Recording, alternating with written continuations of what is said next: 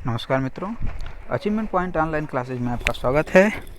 आज के इस वीडियो में हम कवर करने वाले हैं बिहार बोर्ड के कक्षा 10 के लोकतांत्रिक राजनीति बुक के चैप्टर नंबर 4 लोकतंत्र की उपलब्धियां।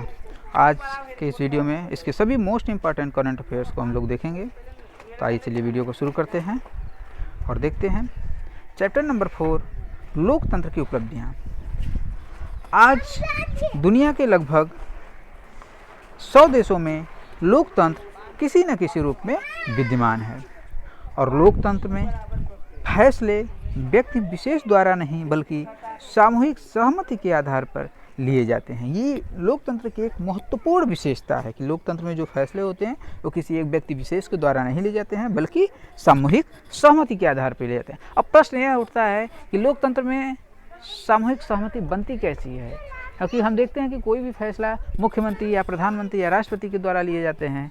तो हमें ये जानना आवश्यक है कि प्रधानमंत्री का जो चुनाव होता है या मुख्यमंत्री का चुनाव होता है उसमें जनता की प्रत्यक्ष भागीदारी होती है और प्रत्यक्ष मतदान के द्वारा इनका निर्वाचन होता है और इनको एक सामूहिक शक्ति प्रदान की जाती है जनता के द्वारा कि आप हमारे हित में हमारे प्रतिनिधि के रूप में काम करेंगे और निर्णय ले सकते हैं। इसीलिए कहा जाता है कि लोकतंत्र में जो फैसले होते हैं वो व्यक्ति विशेष के द्वारा नहीं बल्कि सामूहिक सहमति के आधार पर लिए जाते हैं।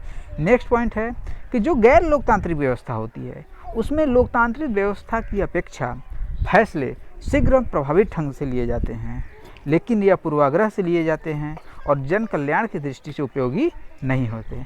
ऐसा देखा गया है कि जहाँ पर लोकतंत्र नहीं है वहाँ पर जो फैसले लिए जाते हैं वो जल्दबाजी में लिए जाते हैं और काफ़ी इफेक्टिव भी होते हैं।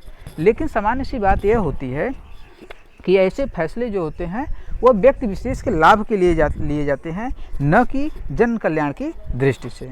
इसीलिए लोकतांत्रिक सरकारों का महत्व काफ़ी बढ़ जाता है। अब नेक्स्ट पॉइंट इसमें आता है कि जो लोकतांत्रिक व्यवस्था होती है वह एक उत्तरदायी एवं वैध शासन व्यवस्था है। ये लीगल रूप से है और रिस्पॉन्सिबिलिटी होती है। लोकतांत्रिक व्यवस्था में सबसे महत्वपूर्ण बात होती है कि जो जनता का प्रतिनिधि होता है, जनप्रतिनिधि होता है, वो रिस्पॉन्सिबल होता है जनता के प्रति। अब नेक्स्ट पॉइंट इसमें आता है कि एक अध्ययन में यह भी पाया गया है कि जो तानाशाही व्यवस्था वाले देश हैं उसका विकास दर लोकतांत्रिक शासन वाले देशों से बेहतर है। लेकिन ऐसा हमेशा सत्य नहीं होता है। ये काफ़ी पहले की चीज़ें थी और वर्तमान में इसकी उपयोगिता विशेष रूप से नहीं है।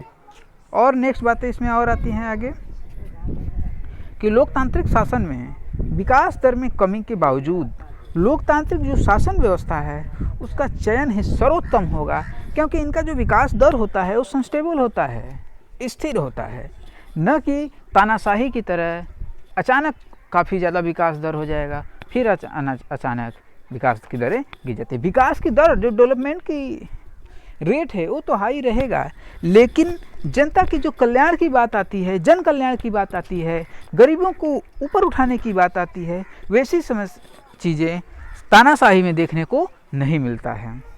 नेक्स्ट इसमें पॉइंट आता है कि लोकतंत्र में नागरिकों को शांतिपूर्ण जीवन जीने में काफ़ी सहायक होता है। लोकतंत्र एक ऐसी व्यवस्था है जिसमें नागरिकों को शांतिपूर्ण जीवन जीने में काफ़ी सहायक होता है। हम देख सकते हैं कि लोकतांत्रिक देश और तानाशाही का एक प्रत्यक्ष उदाहरण वर्तमान में उत्तर कोरिया, नॉर्थ कोरिया को देख सकते हैं, जहाँ के राष्ट्रपति जो है एक तरह से प्रशासक तानाशाह कर सकते हैं, किम जोंग, वो कैसी शासन व्यवस्था चला रहा है उसके द्वारा हम देख सकते हैं। और नेक्स्ट है कि हाल ही में नेपाल में जनता की आकांक्षाओं की अनदेखी की गई थी एवं राज परिवार के इशारे पर दमन का चक्र चलाया गया था। इसका एक एग्जाम्पल हम अपने पड़ोसी राष्ट्र नेपाल में ही देख ले रहे हैं कि नेपाल में पहले लोकतंत्र नहीं था, राजशाही था और राजशाही के इशारे पर कार्य किया जाता था, जिसके परिणाम स्वरूप जनता को काफ़ी दमन का झेलना पड़ता था, काफ़ी दुष्चक्र झेलना पड़ता था, जिससे काफ़ी समस्याएं आती थी और नागरिकों को शांतिपूर्ण जीवन जीने में वो सहायक नहीं हो रही थी। राज परिवार के इशारे पर अप्रत्यक्ष रूप से वहाँ की शासन संभाल रही संस्था के द्वारा जनता पर काफ़ी अत्याचार किए जा रहे थे। लेकिन धीरे धीरे व्यवस्था बदली और परिणामतः आज हम देखते हैं कि नेपाल में भी जनतंत्र की स्थापना हो चुकी है। आइए नेक्स्ट पॉइंट हम लोग देखते हैं कि 2009 की जो लोकसभा चुनाव हुई थी वो कौन सी चुनाव थी, तो 15वीं लोकसभा चुनाव थी। हमारा देश जब से आज़ाद हुआ है 1947 से अब तक ये 15वीं लोकसभा का चुनाव था 2009 की, और 2014 की चुनाव थी 2016वीं, और वर्तमान में जो लोकसभा से हमारी चल रही है 2019, ये 17वीं लोकसभा है, 17वीं लोकसभा है। लोकतांत्रिक व्यवस्था में सत्ता में बैठे लोगों की कामकाज का मूल्यांकन जनता हर रोज अप्रत्यक्ष रूप से करती है। देखिए यहाँ एक लिखा गया है कि कामकाज का मूल्यांकन जनता हर रोज करती है।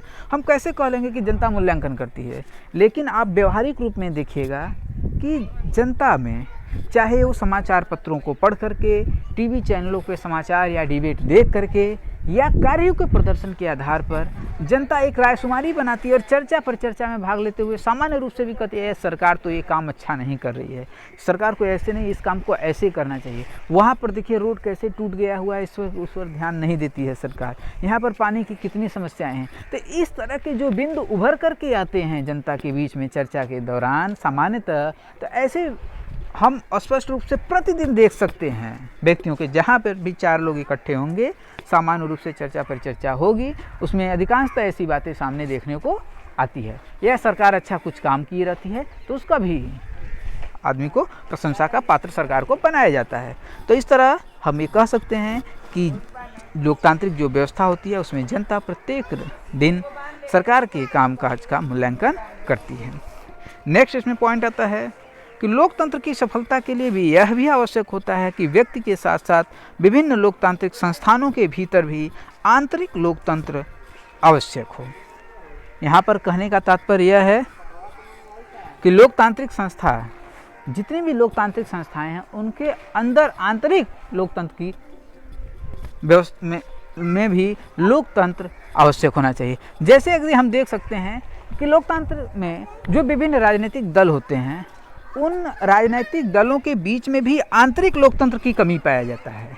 जैसे कुछ दल ऐसे होते हैं जिसमें अध्यक्ष का चुनाव कराया जाता है और चुनाव के द्वारा कोई भी पार्टी का कोई भी मेंबर और सदस्य, यानी कि सदस्य पार्टी का अध्यक्ष या पदाधिकारी बन सकता है।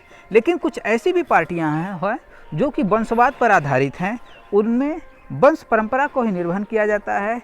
अगर बेटा आज पार्टी का राष्ट्रीय अध्यक्ष है तो पिता है तो कल होके बेटा हो जाएगा, पत्नी हो जाएगी, मतलब इस तरह से उनकी वंश परंपरा में ही रहेगा, दूसरे किसी सदस्य को नहीं दिया जाएगा। तो ये लोकतंत्र में हमारे राजनीतिक दलों में भी कुछ दलों में ऐसी समस्याएं आ रही हैं, ऐसी कमियां देखने में आ रही है कि उनमें आंतरिक लोकतंत्र की कमी पाया जा रहा है। तो इस तरह वीडियो यहीं पर समाप्त होता है। वीडियो यदि आपको पसंद आया हो तो वीडियो को शेयर करें, लाइक करें, और यदि चैनल पर नए हो तो चैनल को सब्सक्राइब करना ना भूलें। साथ ही साथ बेल आइकन को जरूर प्रेस करें, जिससे कि इस चैनल पर अपलोड होने वाले सभी वीडियो का नोटिफिकेशन आपको सबसे पहले मिलते रहे। धन्यवाद मित्रों।